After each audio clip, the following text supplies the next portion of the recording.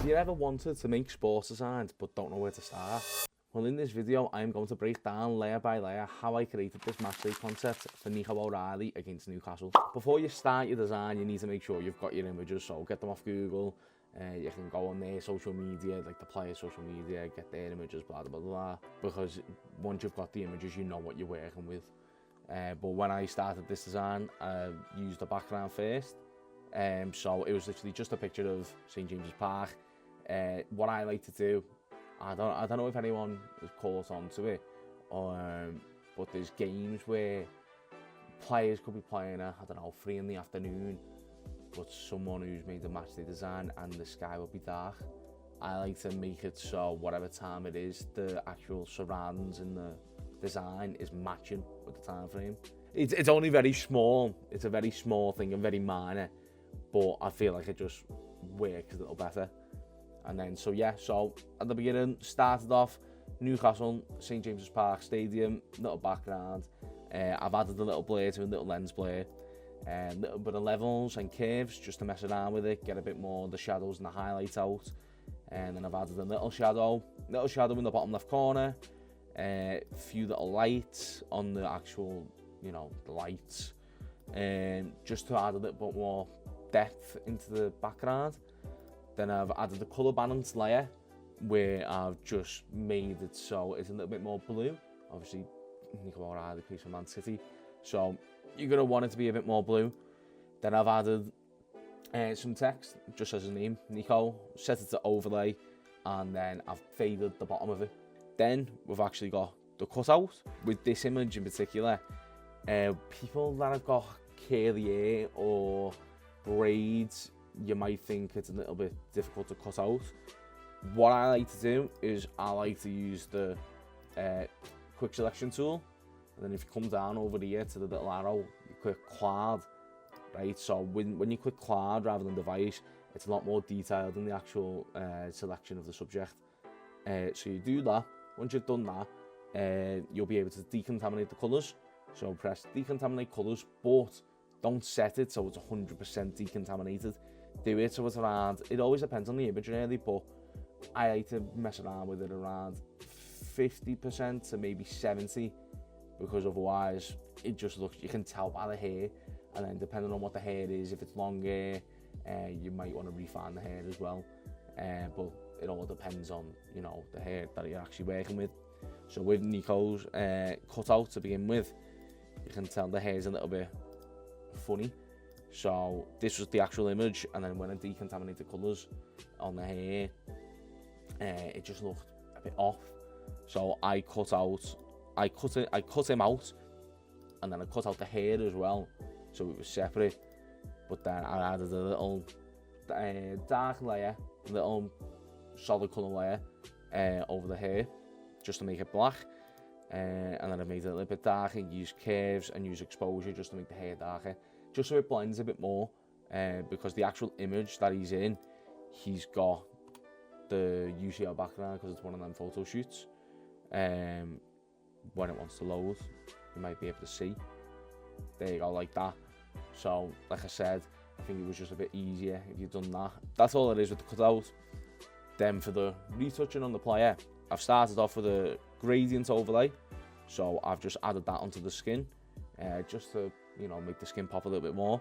And then what I like to do after I add the gradient map, I like to use a selective colour layer just to mess around with the tones. So in this instance, I've made them a little bit more red, because I just feel like it make them pop a little bit more. And then I've added shadows. So all I've done there is I've used a level layer, set it to multiply, and then I've used a soft brush at 30%, and I've just went round any bits that are a little bit dark, like the creases in the top, by his neck, by his eyes, on his hair. I've went round the image and I've just used a 30% soft brush and just went over the image, going over the shadows really. It's as easy as that. And then literally with the light, it's the exact same thing, just instead you'll go over the light areas rather than the dark. Instead of changing the settings to multiply though, you change the settings to screen on the actual layer. That just makes it so it pops a little bit more. And again, 30% soft brush, go over the highlights. It's as easy as that. Then what I've added a little dark layer, just a little shadow at the bottom of them. Then I've added a bit more shadow. I just feel like I add a bit more depth to the actual, you know, image. Because I've already added the lights in the back, I've decided to add a little bit of lighting on them. Because obviously the light's going to bounce off him. So I've added a bit to his jaw, a bit to his neck, a little bit to the t-shirt, to his arms. Then I've decided to add a little bit more, but this time on his actual face. Because depending on where the light's coming from, so in this instance it's coming from behind him, but then all from different angles. So I've decided to add it to, you know, the side of his head.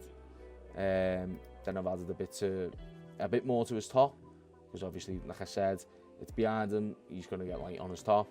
And then I've added some to the hair as well, because, like I said, if it's behind the image, you're going to need highlights somewhere. Moving on from the cutout of the actual main image of the player, then I decided to add a little bit, well, when it wants to load, I added a little bit more light, but in this time I decided to add the light in front of him, so it looks like it's bouncing off him. I've been doing that a lot lately in my designs. Don't know why, just decided to like it. Then I've messed around with the eyes. Literally all I've done here is I've used a solid white brush, brushed over the actual eyes, and then set it to colour, just so it looks a little bit more nice. And then I've added the curves layer onto his eyeballs, just to make them pop as well, his little eye colour. So that's the main image done, that's the main background image done. I've added some overlays, so you'll be able to see them here. So I've added a little bit of dust. I've added some light, very, very subtle, but it still makes an impact. Little details make a huge impact in designs. And then again, more lights, more glares, stuff like that. I've just added that behind them, as well as in some in front of them. There's the whole, there's all the lenses, there's the lights. Then I've added a little bit of text. So all this is it's a shape. I've typed out the word city.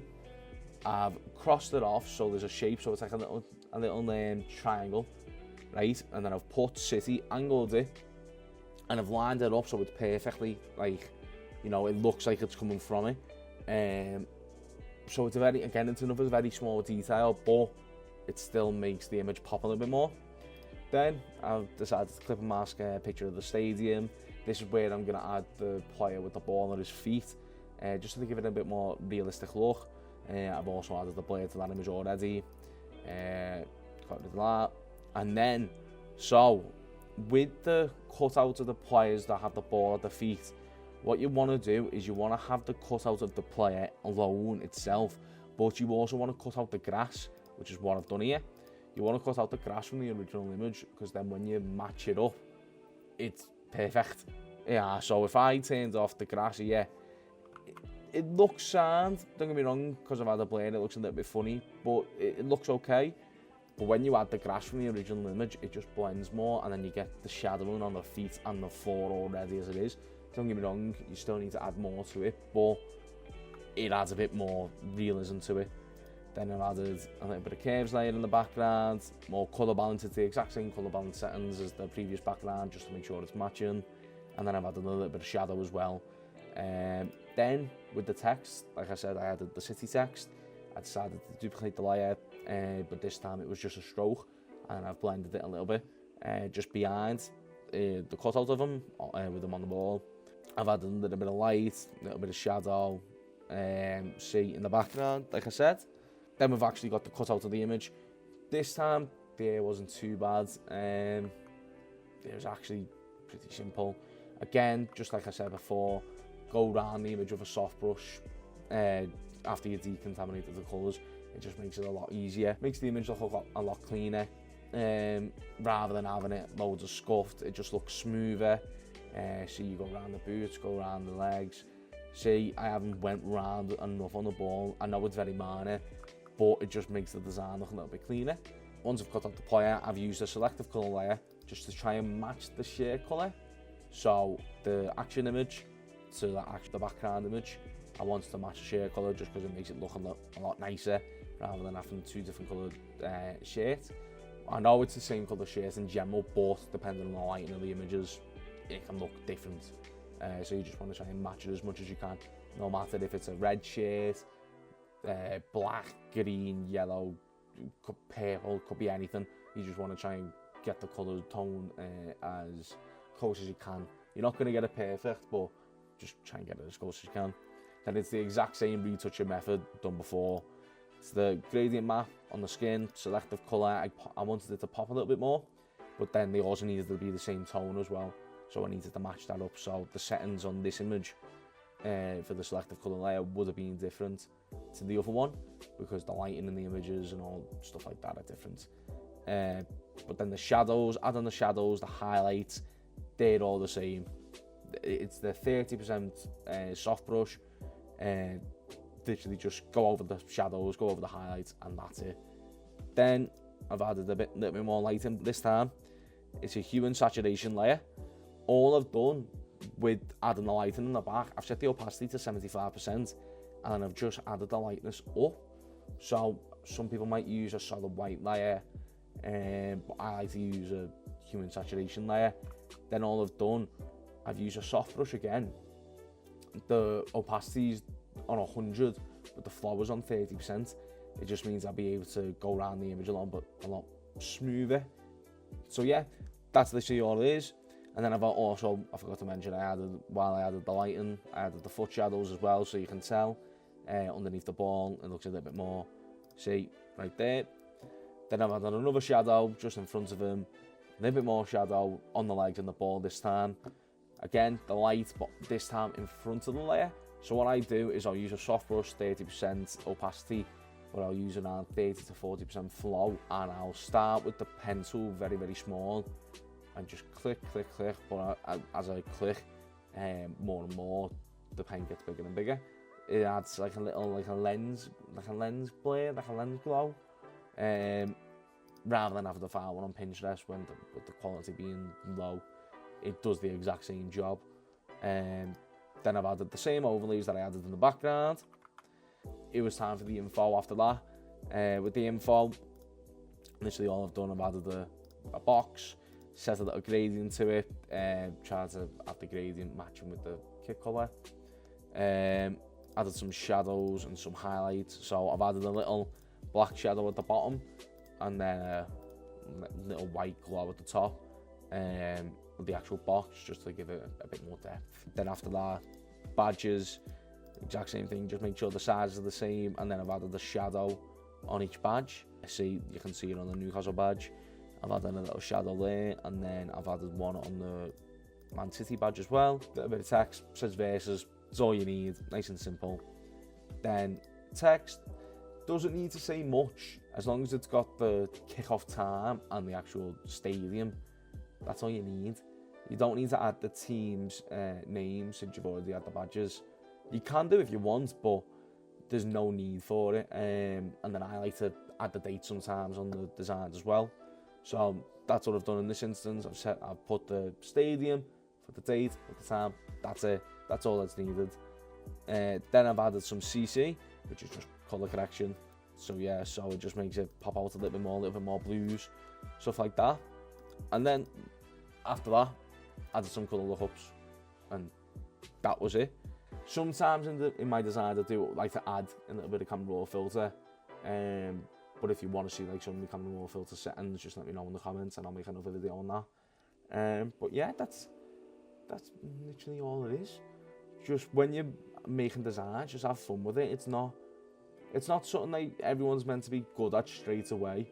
It all takes time and practice, but as long as you're enjoying it, I think that's the main thing. That's all that matters. If you haven't already, I've got a Discord server. On there you can ask for feedback, you can give feedback, you can ask questions, you can talk to other designers, you can connect with people, just get your name out there a little bit more, and yeah, you can just build little relationships with other designers.